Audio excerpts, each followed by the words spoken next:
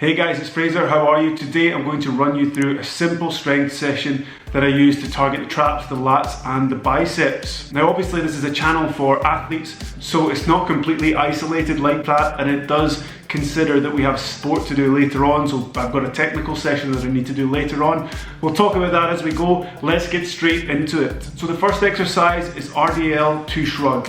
Now you get to use the momentum of the barbell here, so you'll be shrugging more weight than you probably could if you were just doing stop, start, stop, start. That's not a bad thing, and this sets you up for stuff that's coming down the line, or it certainly sets me up for my program on things that are coming down the line. So it's prepping the posterior chain, the traps, for doing heavier hand cleans and whatnot when I get to that later down the line. I'm currently in a volume block, and the exercises that I do in a volume block slightly differ from the exercises that I'll be doing in an intensification block. Nevertheless, your traps will be hit hard. You'll know all about it the next day, and also your hamstrings, your glutes and your lower back, so it's a win. Now in the first two exercises of this session I'm using clusters, okay? So it's 3 sets of 12 reps, but I'm breaking it up in threes. So I'm doing 3 reps, 15 seconds rest, 3 reps, 15 seconds rest, and so on until I get to 12 reps. This allows me to keep the velocity, keep the barbell moving at the speed that I want it to. It allows me to use slightly heavier weight than I could if I was just doing a straight set of 12. And it's a common method used by strength and conditioning coaches to train athletes. So for the next exercise, we're moving on to Ghee pull-ups. Now, if you don't have a Ghee, you can use a towel to do this. And I would only recommend this exercise if you're strong on chin-ups or pull-ups. So if you can do 20 kilograms for 5 reps of chin-ups or pull-ups, then yeah, you can move on and start doing Ghee pull-ups. It'll work the muscles in a slightly different way, and you'll feel it a lot more in your forearms. Now this is something that's applicable to me when I don't have a high volume of grappling training going on. So if you're a grappler and you're doing a lot of your sport, there's a lot of volume there, I wouldn't recommend doing any specific grip work in the gym because you're getting so much of it in your sport. That's a common mistake that people make. They think, oh wow, I'll be doing this gripping exercise because that will really help me there. It might, okay, but not if you're doing a lot of that stuff already in your sporting practice.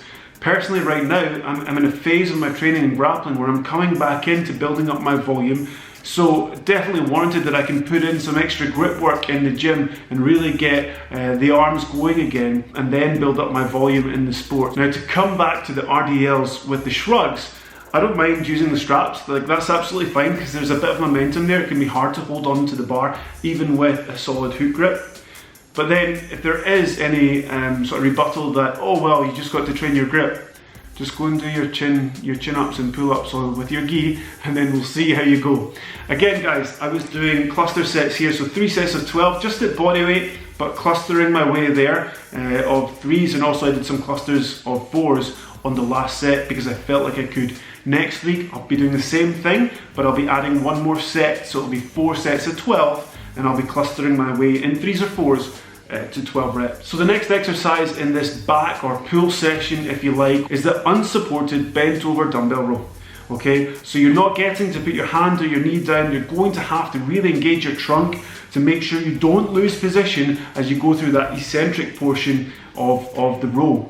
All right, so make sure, I always joke with my guys, because I work with rugby players obviously, like if I can put a beer on your lower back when you're doing this exercise and it doesn't spill, then you know that you're doing the exercise well. So you have to engage your trunk really, really well and make sure you're not twisting when you do this. Yes, you can protract, and you should protract your scapula, and then you should retract it, but you just gotta watch that you're not moving your torso from side to side, so keep that brace nice and strong throughout this movement. So to finish this pull session, we have to put in some biceps, come on.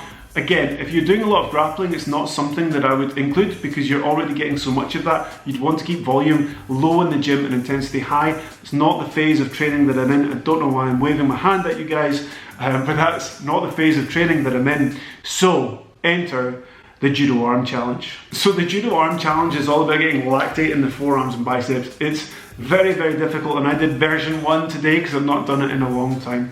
So all you're doing are these wrist curls for 20 reps.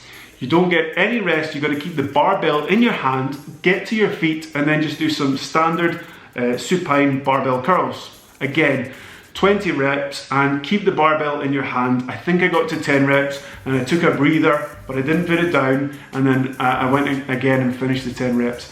Once you've done the supine grip, you have to go reverse barbell curls. So you're putting your hands over into pronation and you're rattling out 20 reps there as well.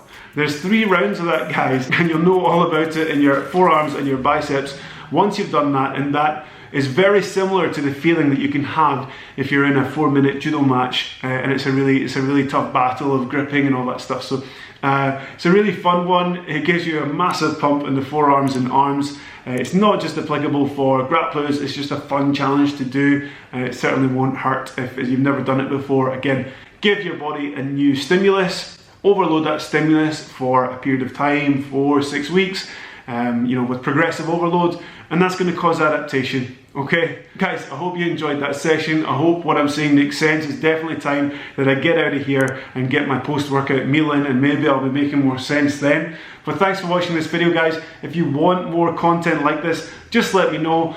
Follow my channel, and I'll see you on the next one. Cheers, guys. Ciao.